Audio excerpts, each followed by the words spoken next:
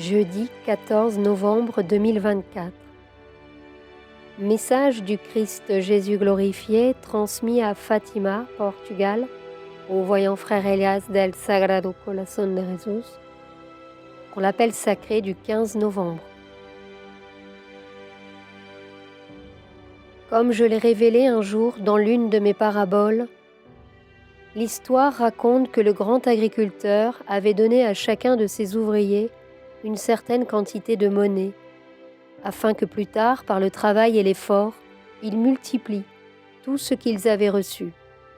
Mais surtout, qu'ils sachent comment les garder en lieu sûr, pour qu'une fois le temps écoulé, lorsque le grand agriculteur reviendrait, accompagné de ses ouvriers, il lui rendrait des comptes, et pour faire bonne mesure, lui donnerait le fruit de tout ce qu'ils avaient travaillé pendant la récolte.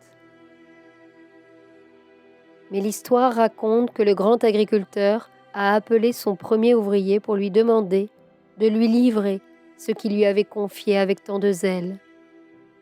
Le premier ouvrier le lui a rendu comme prévu et a conservé le trésor au bon endroit. Puis, le grand agriculteur a appelé successivement les autres pour qu'ils lui rendent compte également de tout ce qui leur avait été confié avec tant d'amour.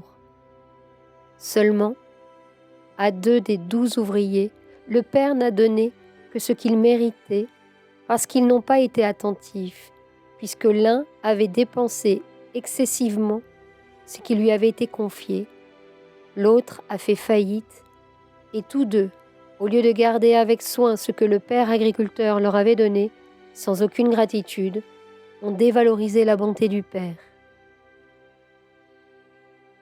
Alors chacun a emporté avec lui ce qu'il avait semé avec effort ou avec négligence, des trésors qui lui ont été donnés avec amour.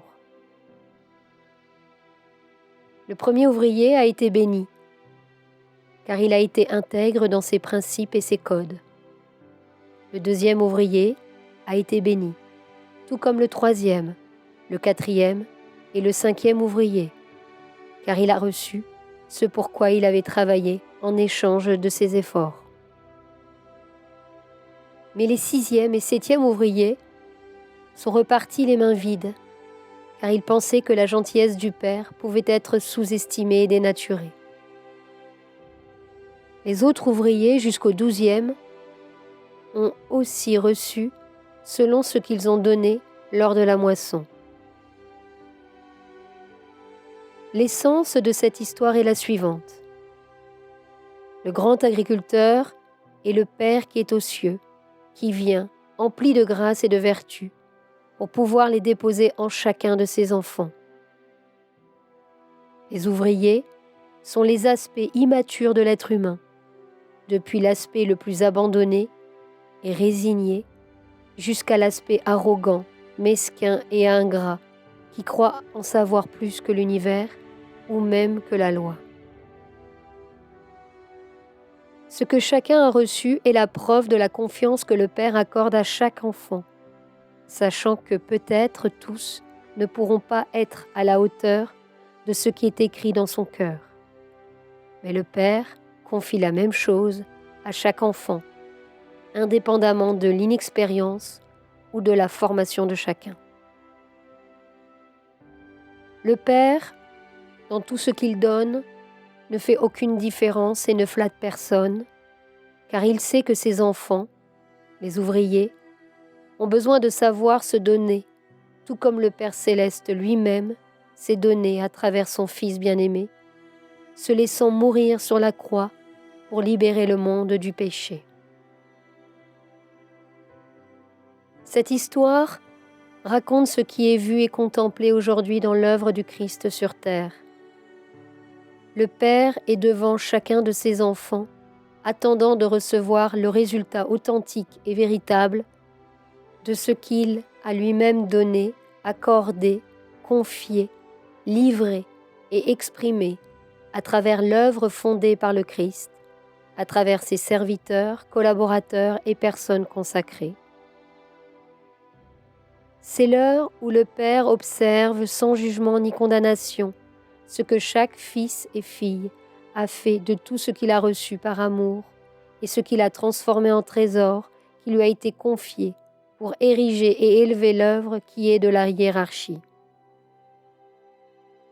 Par conséquent, ce cycle dans lequel s'ouvrent les fleurs les plus sensibles pour exprimer le résultat intérieur, spirituel et moral des enfants de Dieu, est l'espace et le lieu où la loi, limpide, neutre et pure, définie à partir du résultat de chacun, commencera le prochain cycle. Souvenez-vous donc du symbole révélé au mois d'août lorsque votre Maître et Seigneur a tracé une ligne sur le sol avec sa main, offerte pour pouvoir séparer l'ivraie du blé depuis le 8 août dernier. Je sais que certains aujourd'hui remettent en question et vendent par leurs paroles ce qui se passe actuellement en ce moment de reconstruction urgente de tous les plans de conscience et principalement des lois dans la vie de ceux qui ont toujours dit être avec moi.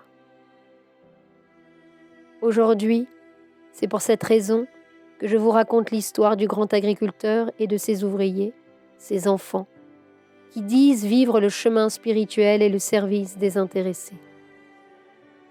Face à un monde perturbé, égoïste et indifférent, je vous appelle à méditer et à être reconnaissant pour ce moment, afin que du jour au lendemain, rien ne vous surprenne, puisque nous sommes dans les derniers et les plus délicats moments où l'humanité aura la dernière chance de se reconnecter avec Dieu.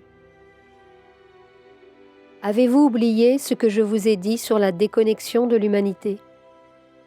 Avez-vous pensé à quelque chose? Votre attitude est-elle la même après ça? Vous savez que la réalité est ainsi. Par conséquent, ne gaspillez pas ces dernières instances, car vient déjà le moment final où chacun, quoi qu'il arrive, devra marcher avec ses propres pieds, mais avec des pieds purifiés et dépouillés d'eux-mêmes, car seuls ceux qui sont dépouillés d'eux-mêmes entreront dans le royaume des cieux. Je serai toujours là pour appuyer inconditionnellement ceux qui sont inconditionnels de la vérité et sans apparence, et sont surtout inconditionnels avec leurs frères. Je vous remercie de méditer et de garder mes paroles dans votre cœur. Celui qui vous bénit, votre Maître, Christ Jésus.